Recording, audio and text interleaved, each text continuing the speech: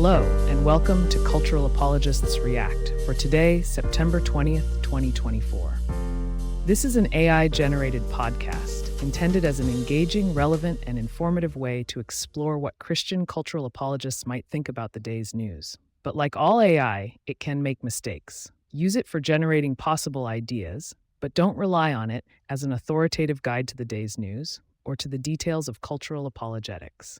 The article discusses the escalating tensions between Israel and Lebanon due to the ongoing conflict in Gaza.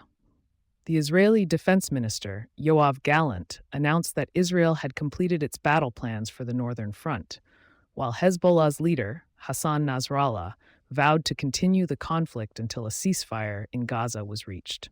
Hezbollah has been hit by Israeli strikes, and pagers used by the organization have been booby-trapped, leading to injuries and deaths. The Lebanese army has also taken measures to prevent further attacks, including banning walkie-talkies and pagers from being taken on flights and shipped by air. Iran's Revolutionary Guards commander, Hossein Salami, threatened Israel with a crushing response from the axis of resistance, which includes Hezbollah and other militant groups. However, analysts believe that Iran is trying to avoid further escalation, as it could lead to a wider war. In Israel, a 73-year-old man was arrested for plotting assassinations against senior political figures, allegedly backed by Iran. The Shin Bet Internal Security Service and the Israeli police have claimed that Iran was involved in the plot to kill senior defense officials and possibly the Prime Minister, Benjamin Netanyahu.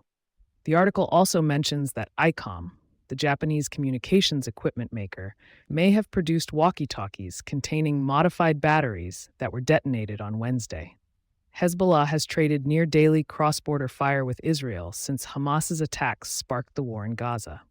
Overall, the situation remains volatile, and it is unclear what will happen next. The article suggests that a wider war could be imminent if the conflict continues to escalate. Commentary. The simmering tensions between Israel and Lebanon are a searing indictment of humanity's inherent flaws. This is not merely a regional conundrum, but a universal human condition that transcends borders and ideologies.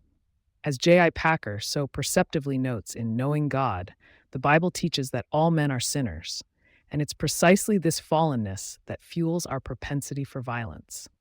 The news story reveals a conflict that is careening wildly out of control, with Hezbollah and Israel trading blows, and Iran threatening to join the fray. Yet, what if we were to shift our focus from the military might and diplomatic posturing to the deeper human dynamics at play? What if we were to see these conflicts as opportunities for prayer, rather than just occasions for outrage? Packer's writings on prayer in times of crisis offer a timely reminder that even in the midst of chaos, there is always room for faith. We must pray for our enemies, he urges us in To Be Near Unto God. This is not a call to be passive or naive, but rather to acknowledge that our true enemy is not each other, but the sin that drives us apart. In this sense, the conflict between Israel and Lebanon becomes a microcosm of humanity's broader struggle with its own darkness.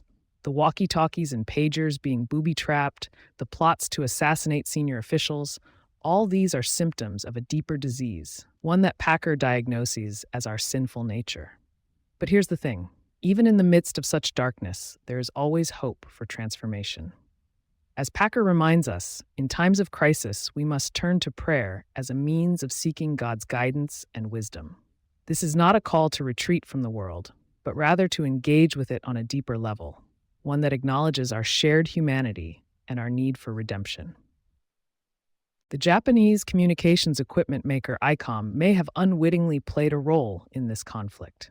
But what if we were to see their modified batteries as a metaphor for the ways in which our individual actions can contribute to larger conflicts? What if we were to recognize that even small acts of kindness or prayer can help to diffuse the tensions and create space for peace? Ultimately, the situation remains volatile, and it is unclear what will happen next. But one thing is certain, as long as we continue to view our conflicts through the lens of sin and hatred, we will remain trapped in a cycle of violence that seems impossible to break. It's only by turning to prayer and seeking God's guidance and wisdom that we may yet find a way out of this darkness into a brighter, more peaceful future. Thank you for listening to today's episode of Cultural Apologists React. Be sure to come back tomorrow for a new take on the day's news from the standpoint of Christian cultural apologists.